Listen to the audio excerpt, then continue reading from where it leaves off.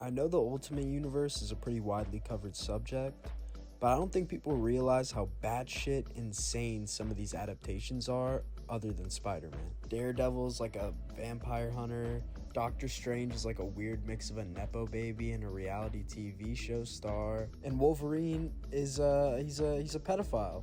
Yeah, he's literally a pedophile. Specifically though, I want to look at the 13 issue volume of the Ultimates that came out in 2002, written by Mark Millar and Brian Hitch. You may recognize Mark Millar from that one person who, whenever you watch a movie with, always feels the need to remind you how unrealistic the movie is and what would actually happen if that one thing that happened in the movie happened in real life. Like, I fucking get it, bro. Jay Baruchel would obviously never have a chance with Alice Eve if this was real fucking life. That's the whole point of the movie, you fucking piece of shit. It's just an interesting thing to look at, a piece of media that is such a time capsule of that specific era in American history. Like, everybody hated Bush.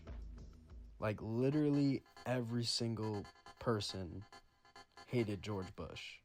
I think it'll be cool to see how this piece of media being born out of like post 9/11 and like 2000s paranoia fares in adapting such staple characters like the ones you see in the Avengers. First, the plot. Alright. We need to be thinking about home in a time like this. Say sauerkraut. Your best scowl yet, Kowalski. The first issue opens up with a flashback of Captain America during the events of World War II. And can I just say, the art is just phenomenal. I really think Brian Hitch's concepts are one of the main, if not like the main reason the MCU took so much influence from the Ultimate Universe in its early stages. Not to discredit Mark Millar's writing, because I feel like that's a product of it too, but like for better or worse. The entire first issue just explains how Captain America was like frozen in ice for the last 57 years. You know, it's the usual song and dance, fight Nazis, save the day. There's also some foreshadowing involving the fact that the Nazis are in cahoots with, you guessed it, aliens. The funniest thing about this to me is when Bucky goes out of his way to like gas Steve up to another army guy, this guy Kowalski, by saying Steve thinks jumping out of a plane with no parachute is for girls. Like, dude, you're literally on fucking Super Trend. What isn't being a pansy to you? My whole problem with the characterization of Captain America in these comics is that I just can't buy that he used to be some scrawny dude that got the shit beaten out of him. He just doesn't seem like the type that would enlist for the sake of fighting for the oppressed or fighting for those who are less fortunate. It just seems like he wanted to enlist so he could, like, kick the crap out of people that are beneath him. The issue just ends with Tony Stark being teased as one of the founding members of the Ultimates. The reason why I feel I can keep reading Millar's stuff is even when some of the ideas can be edgy for edgy's sake, it's because of how snappy and addictive the dialogue tends to sound. Even when I'm getting an exposition dump, I feel like all the characters have a distinct voice. They don't all just sound the same. Brian Michael Bendis. The second issue sort of brings us into the modern day. And it's interesting to see the contrast between how government operations used to be run compared to how they are now. I especially like what Nick Fury says about every single thing being recorded and looked over, how he is constantly under surveillance 24/7, how his steak even has to be checked by bacteriologists. It's such a product of post 9/11 commentary on America at the time. It's probably seen as super on the nose back then, but now it's just kind of like novel to me, you know? It's like the Y2K aesthetic. Fury's at dinner with none other than Bruce Banner to discuss how his ideas for a superhero initiative are finally being put into action.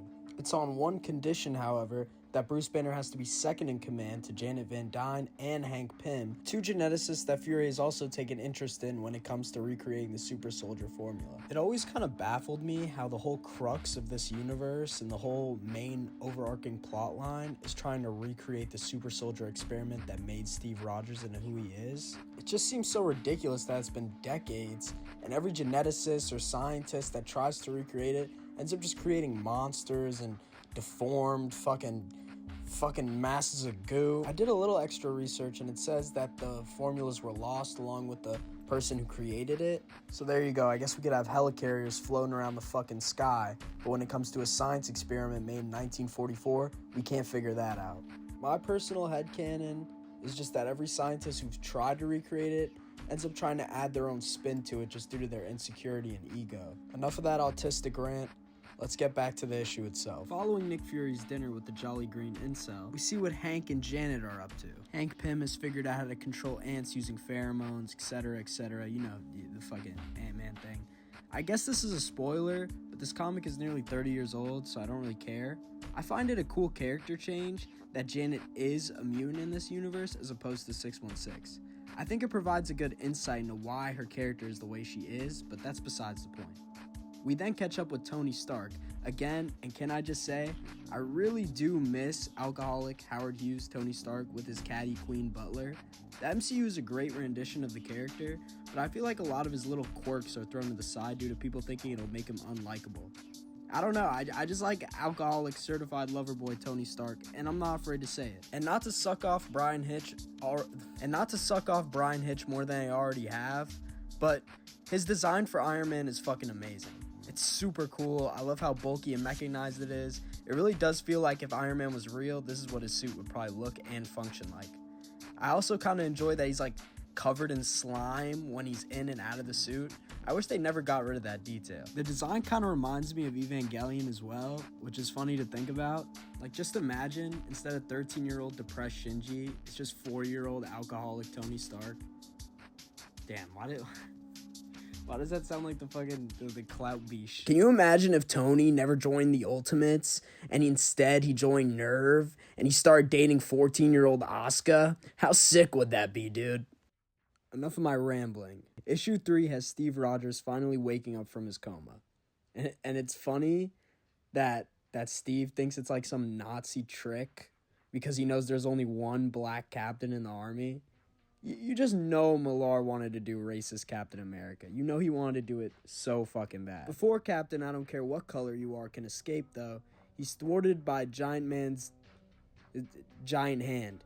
And we get a real cool issue of Steve adjusting to the new world now that we're decades into the future. It must be really freaky to have, like, your best friend from 40 years ago look ancient. He's, like, fucking your fiance. That's gotta hurt. Man, Millar really leans into this Captain Cuck thing, doesn't he? You just know Millar was like giggling to himself writing this dumb shit. You can tell he absolutely despises him and the entire U.S. military-industrial complex. You know, in this book, it's like a really weird balance of cynicism and genuine character dynamics, in my opinion. I find myself disliking a lot of the characters, but the characters I do like stand out to me.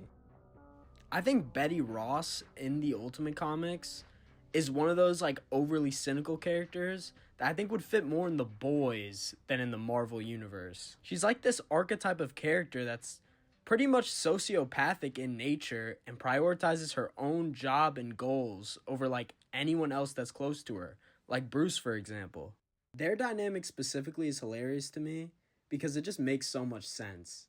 As Bruce being this like incredibly insecure, emasculated dude, and Betty just like sees him as a guy she just gets to push around, boss around, just get on his dick.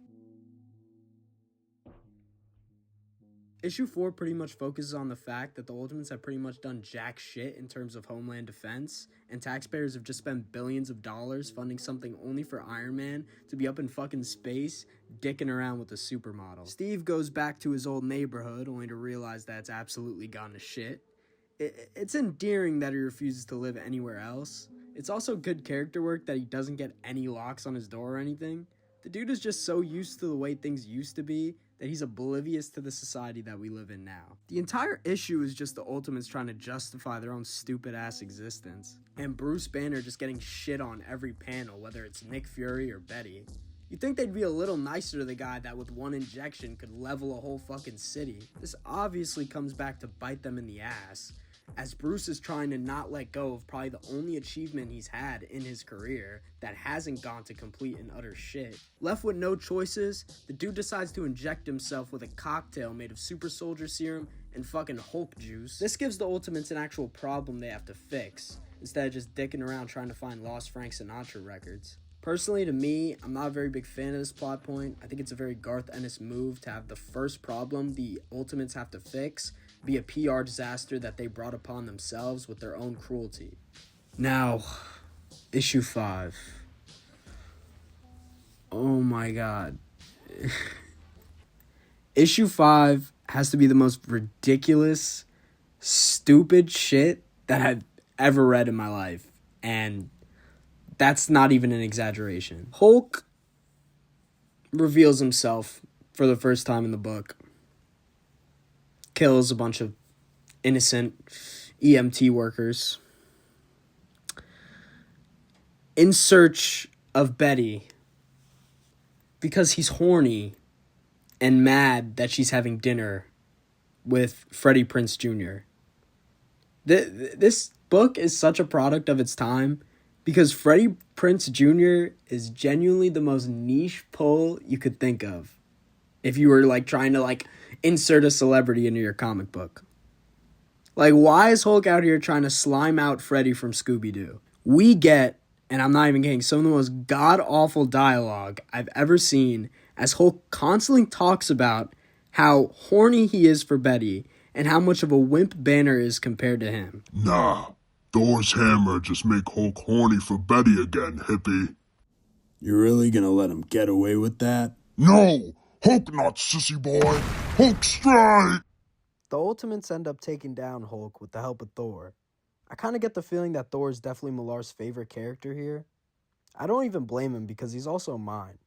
Thor sees right through all the government's bullshit and is also a huge badass that stands up for oppressed people everywhere. I love the angle that we don't know whether Thor's crazy or if Asgard is actually a real place. I wish the movies took more influence in this aspect because I feel like it makes it more interesting. It's also an awesome payoff for when we find out that Thor isn't actually lying. It also kind of shows you that Millar isn't a total cynic when it comes to every aspect of this universe.